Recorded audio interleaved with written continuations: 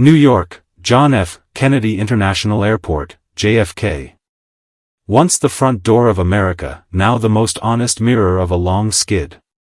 Walk into the international halls and you'll see check-in islands sitting idle and stanchions folded against the walls. The lights still hum while the sound of suitcase wheels fades. The international mix has thinned so much that schedules look brittle, with return slots, a shrunken overnight bank, and rental counters consolidating kiosks. Carriers are even sharing counters to keep staffing lean. Brands that used to anchor JFK have shifted capacity toward European and Gulf hubs where immigration lanes move faster and connections feel choreographed. Behind the terminal scenes, the transatlantic ecosystem that relied on steady arrivals is fraying. Cold chain operators have moved seafood and pharmaceuticals to Toronto or Doha, ground handlers have cut shifts, and cabin crew schools have paused intakes. Domestic belly cargo has lost the backhaul that kept rates stable, which makes pricing and frequency swing without warning. Construction for a brighter future is real, with new terminal projects and airside work making big promises. But the transition has its own tax.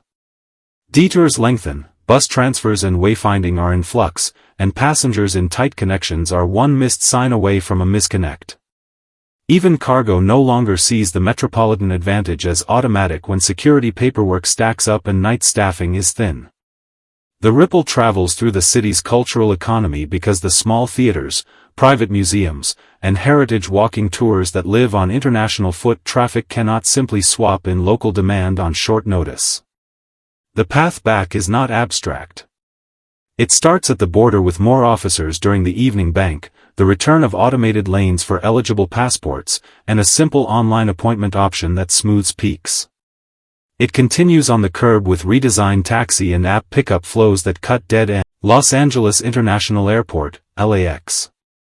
It is the western portal tied to the glow of Hollywood, but recent seasons have been subdued.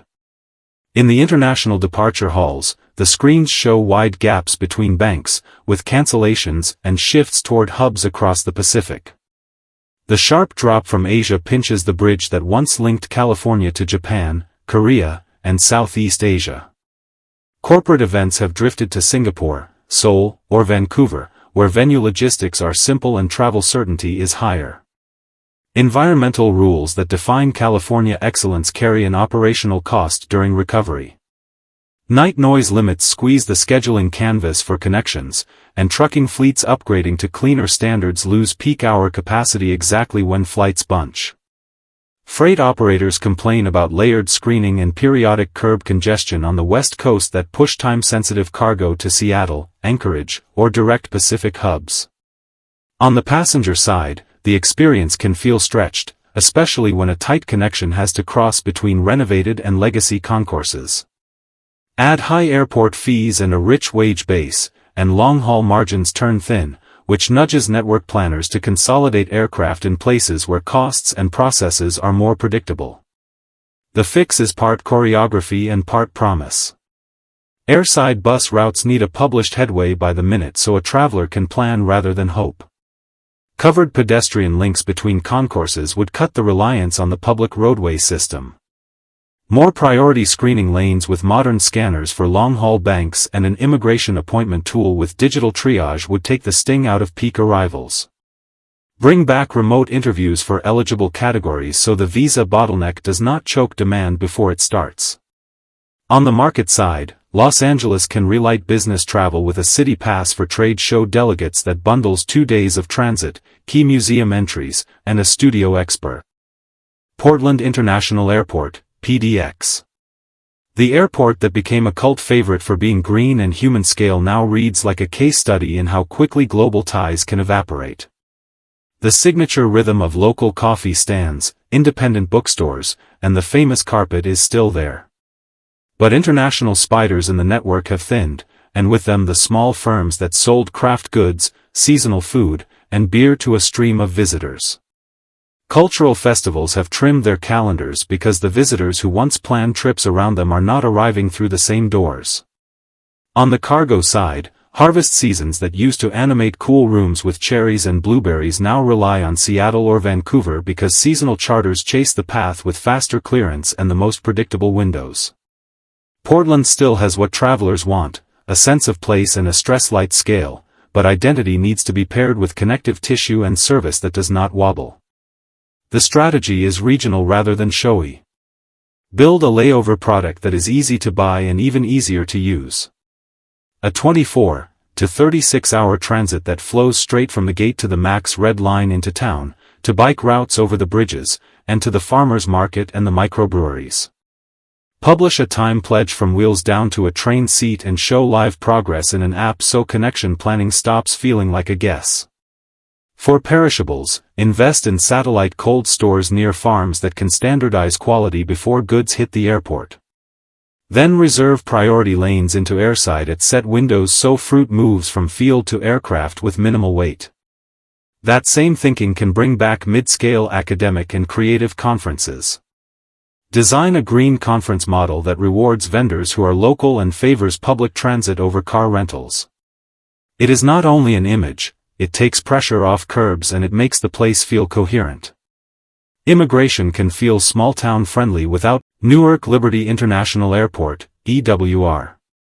Marketed as the convenient alternative to Manhattan, but in the last few years, the shine has dulled with each delay and each border experience that feels more work than welcome.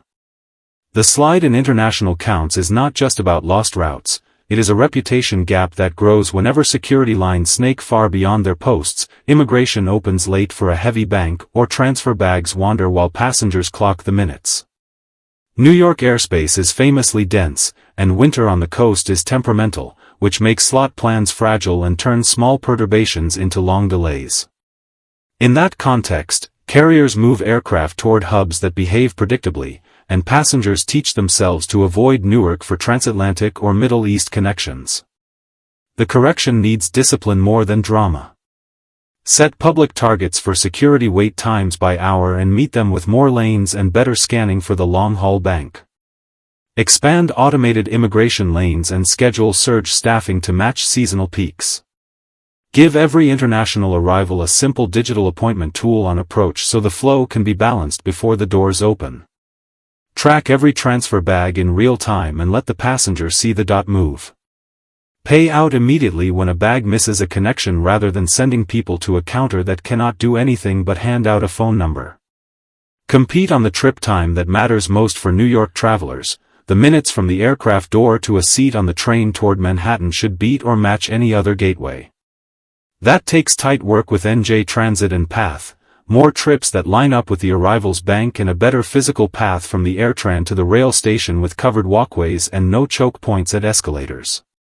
Use the fee structure to reward carriers that keep time and to nudge flying outside the worst peaks. Build a Miami International Airport (MIA). It has long been the warm bridge between the United States and Latin America, where winters bring families from Brazil, Argentina, and Colombia to shop, to meet, and to thaw out. The bridge has developed cracks that are easy to feel. Visa interviews stretch into months, family plans fall apart, and airlines trim schedules because demand becomes impossible to forecast. Hotels in Bal Harbour and Aventura report occupancy numbers that would have sounded unreal a few years ago.